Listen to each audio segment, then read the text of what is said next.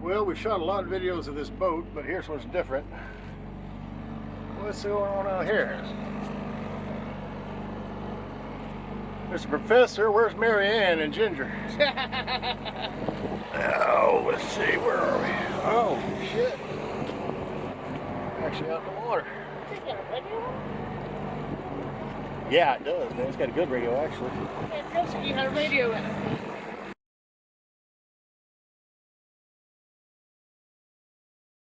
This is the first night to stay on the boat, on the hook, on the Visionaire, on the hook. So, last night left her on the hook, but went home, slept at the apartment, and yeah, I like that. The motion is a lot more motion out here. But when I came back this morning, I think I mentioned this in my earlier video, but just to reiterate, she had dragged about 50 yards, probably about 50 yards. She was about 30 feet from someone's pier over there, and so that wasn't good. But then again, I did check how well it was set, and it wasn't really set well at all. So I could say, obviously, because it dragged, or maybe that's why it wasn't set well, because it did drag. Anyway, so several attempts to get her over here where I am now, on the other side of the boat ramp, and I think tomorrow I'm gonna just go ahead when the water's a lot calmer in the mornings usually, so it's usually like glass, which I'm hoping for, but anyway, I finally got over here, and tomorrow I'm going to push her over another couple of 100 meters, I don't know, yards, whatever, but get her good and out of the way, so if she does drag, and I'll be checking on her constantly. So okay, all's well. That's my thing for tonight. 8:55, and just feeling so blessed. This is so above and beyond anything. Still some things I need to get done. I got to get the solar worked out, and I got to get my anchor light up and running. And there's something jacking around with the solar. I'm not sure what it is, but I got to just reconfigure all that, because it should be doing a lot more than what it's doing. Basically, all you can do during the day right now is run the radio. Well, I mean, you can run anything connected to the switch panel, but other than that, it's trying to use. What I'm saying is trying to use the inverter. I was going to charge the lithium ion, the all-in-one charger, charge it off solar by charging it through the inverter off of the battery, which is being charged by solar. But it only charged it like 5%, and then it petered out the battery. So I was like, So that's what I got to check on.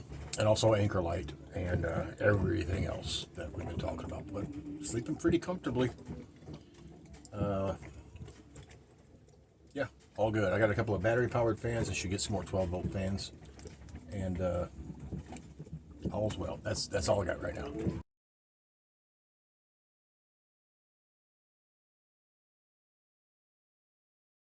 All right, it is July 3rd, 9:45 a.m. Oh, okay. And so up until now, I've been using the ONN battery all-in-one power supply that you can get from Walmart for $100 now. They were $200, now they're $100. And I got one slightly damp, and it was shot. The Bluetooth speaker actually worked. What it has is a Bluetooth speaker, and then it's a big, I'm assuming, a lithium-ion battery. It's got a carport outlet, USB, USB-C. It's got a lot of outlets, and a 110 outlet. Pretty good battery life, and it's got a built-in Bluetooth speaker. I think I said that. Only problem is I've only been able to run something like a big box fan, an actual box fan, if you really want to move some air kind of thing, for like 2.5 hours, and then it depletes that battery. Good points. Bad points are very susceptible to moisture. You could just totally ruin it if you get a little bit wet, and you're on a sailboat, so go figure. And the other good part is, the other bad part is, it's not, they don't give any instructions how to set it up solar. So I just kind of figured it out myself. So through my current solar setup, I got two 100 watts on the bow. They're running through a charge controller, MPPT, little solar charge controller. And then that connects to my battery. My battery connects to my switch panel. On my switch panel, it has a cigarette lighter out, car power supply. And I just spliced onto that, which outputs 12 volts. And I spliced an appropriately sized adapter head that plugs into this in a 110 from the house, instead of just going out and buying a 12 volt adapter with that end on it. Anyway, I just spliced one together, and when the sun's out all day long, that thing charges in like 3 hours, maybe 3.5, fully charged. Admittedly, I ran the speaker for like a day and it never diminished the battery. And it's got all the little LED the little LCD readout, and it's very nice. But weatherproof is a problem, and I forget what the other one was, but it kind of diminishes. It drains pretty quickly. So, and it's big and heavy for what it does. It also has a weather band. That's another plus. So I found online these are $300-ish. With tax and shipping, it's going to be $350. Found this online from a local guy here on the island. $150, cash in hand, boom, done. And it is a very well-known brand, Jackery. Pretty much same thing, except made for the outdoors, smaller, about half the size actually. Does not have a radio, but has a car charger, has an AC, USB 5 volt, and a 5 volt 2.4 amp, two of those. And the input is set up for a about the same as that, but they actually sell an adapter that will go from your MC4 connections on a solar panel to two female adapters and straight into here. And Jackery suggests you use theirs. They say they can't promise anything if you're using a third party, but from all the research I've done and from my experience with other lithium-ion batteries, you get the nominal range in there. You don't overcharge. You don't put like a 500 watt solar panel on it, but I have an extra 150 watt over there that I will put those MC4 connectors on, and I'm going to plug it right in here if I don't get impatient and just go ahead and splice it. So the test of this is I'm going to hook her up to my handy dandy box fan, because it is hot as Hades in here, and I'm going to plug her in. I'm going to see what the life is on this running the box fan. I also have a pretty good O2 Cool fan, got it at Walmart. I just plug it directly into the power outlet switch on the switch panel, and it moves a lot of air. But during these sweltering days, ideally, the guy I bought this from was telling me about this as well. EcoFlow makes an air conditioner about this size that actually, it's a condenser air conditioner, 2,000 BTU, but they're like $1,000 to $1,200. So I'm like, not right now. I'd probably get a new boat if I had that much money. Make a payment on one at least. And the engine's broken, so I gotta get to that. But right now, let's see what the Jackery 290 will do. It's got 400 watts max peak, and it runs at, I think, 290 watts. That's why it's called 290. And it's at 99% right now. Plugging in the box fan.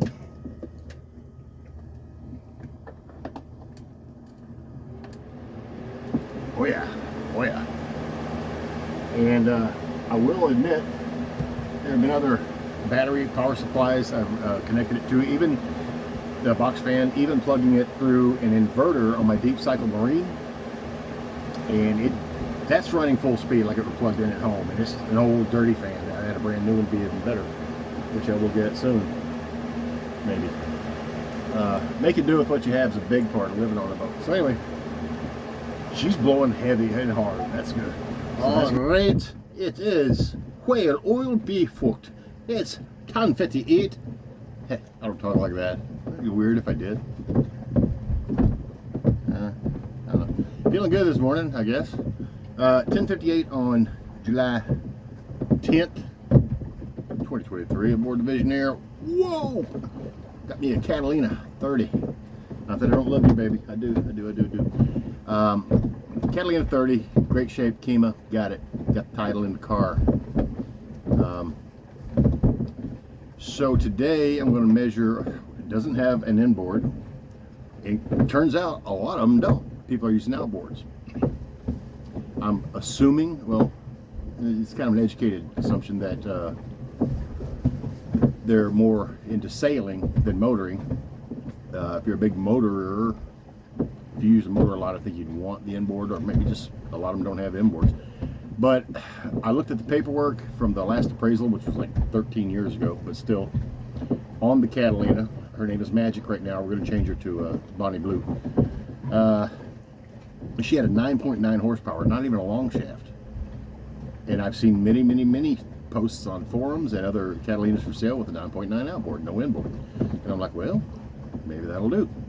But I don't have a 9.9 outboard. I've got a 15 horsepower, very well running Suzuki DF 15, and being that we'll be steering with the ship wheel, the steering wheel, and using the rudder aboard the Catalina, I don't see why. The only way this motor won't work on that boat when running properly, which it is that the shaft is too short. So I'm going to measure from the top of the jack plate, well, the transom mount, the motor mount, from the top of to the waterline.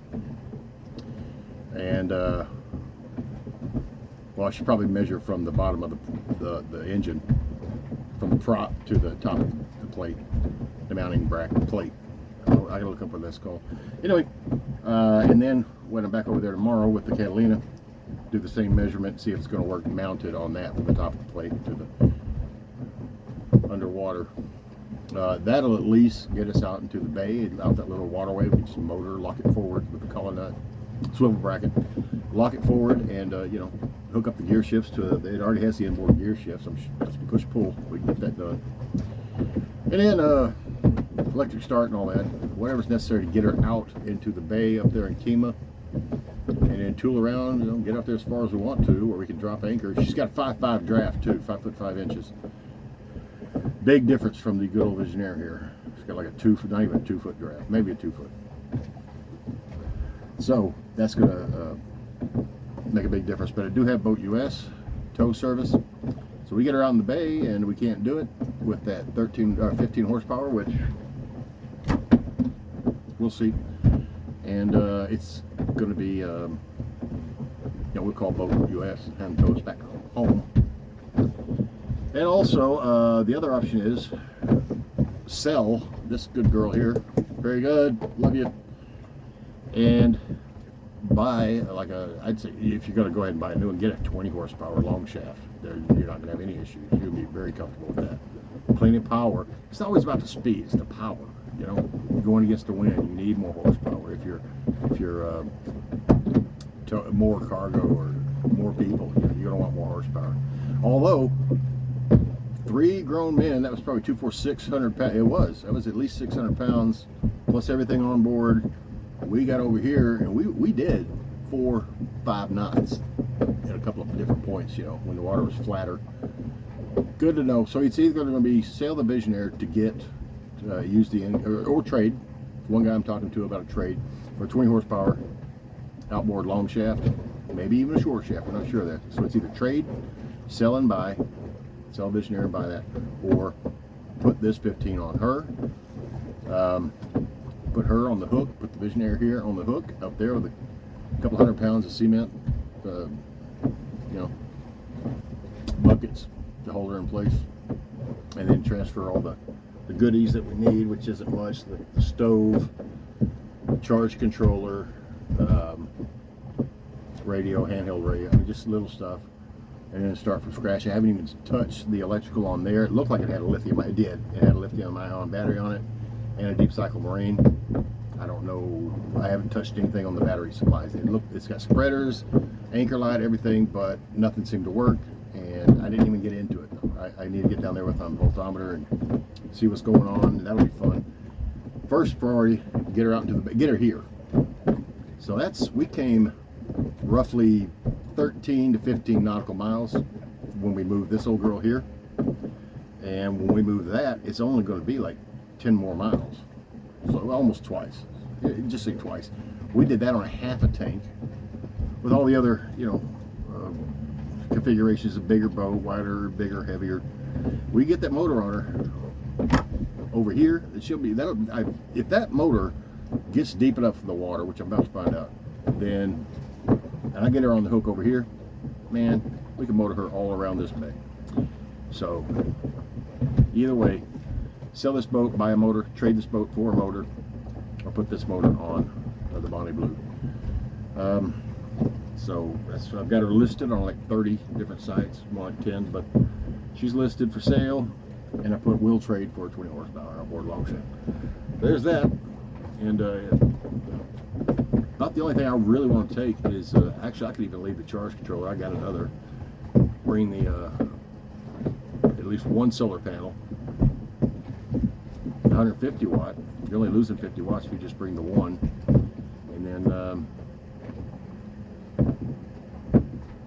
that should eventually, I mean, it's going to charge that lithium ion and your two power jackery things. So that's the plan. I'll measure.